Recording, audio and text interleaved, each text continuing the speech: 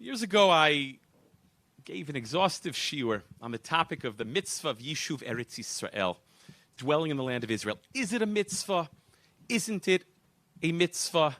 What's the nature of the mitzvah? Is it a chovah, a formal obligation on the individual, or a mitzvah kiyumit, one who moves to Israel and lives in Israel, fulfills a mitzvah?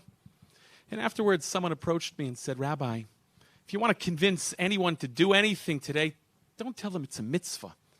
Tell them it's a chumrah, or better yet, a skula. But I think we rabbis, unfortunately, sometimes get caught up in the details, in the minutia, in the dalid amot of the halacha, and we lose the forest for the trees. And today, I think rabbis abroad need to lead by example and leave by example. Much ink has been spilled to try and reconcile why the Rambam, Maimonides, the Nesher HaGadol, the great eagle, arguably the greatest of the Rishonim, didn't count the mitzvah of Yishuv Eretz Yisrael in his Minyan HaMitzvot, in his count of all the Taryag, all the 613 mitzvot in his Sefer HaMitzvot.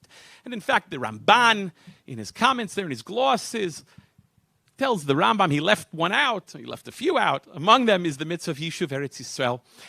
And there's been so much ink spilled to try and reconcile and try and explain why the Rambam fails to include this mitzvah.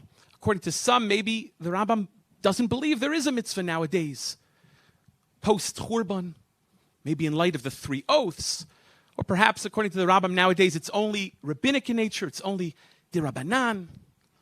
Some explain that the Rambam includes it in a different mitzvah, the mitzvah of hacharim, tacharimim, the mitzvah to rid the land of its inhabitants.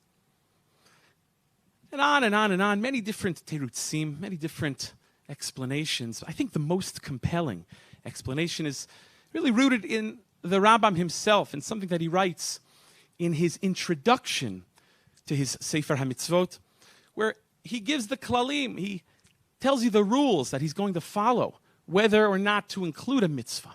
And he writes that any mitzvah which encompasses the entire Torah or includes many mitzvot in it needs not be counted because it's so fundamental, it's so central, it's so basic, it need not be counted.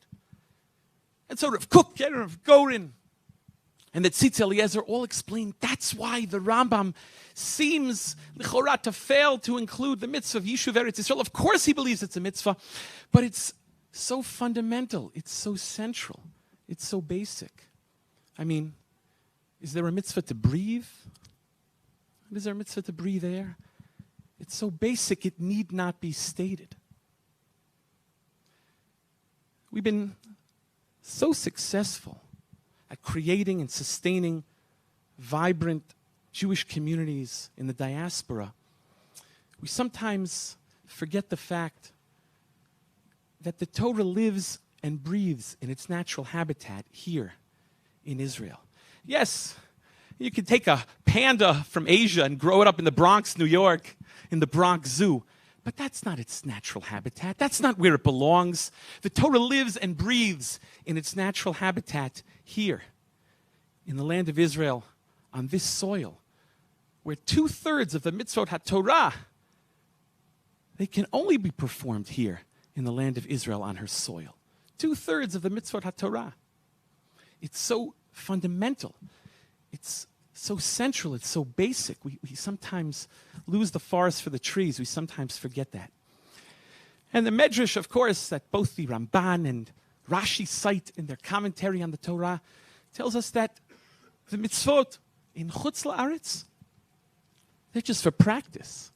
It's just to remember what to do when ultimately you return to the land of Israel. Because again, this is the proper place for the performance of the mitzvot HaTorah. This is where the Torah lives and breathes in its natural habitat. It's so basic. It's so central. It's so fundamental. And sometimes we lose the forest for the trees. Rav Yaakov Emden, and I'll end with this, in his commentary to the Sidur, he asks a very difficult question. He asks, how could it be that you have religious Jews, fervently Orthodox Jews, Yireim Ushleimim, who are so careful with every mitzvah, kala kachamura, and yet they're deficient when it comes to this mitzvah, the mitzvah that is so central, the entire Torah hangs upon it, he writes. A mitzvah that's so fundamental, so central, so basic. It's a question that I think deserves an answer. Sheniskeh, we should be zoche to see an answer, to see the entire Jewish people, our brothers and sisters, the entire Jewish family come on home.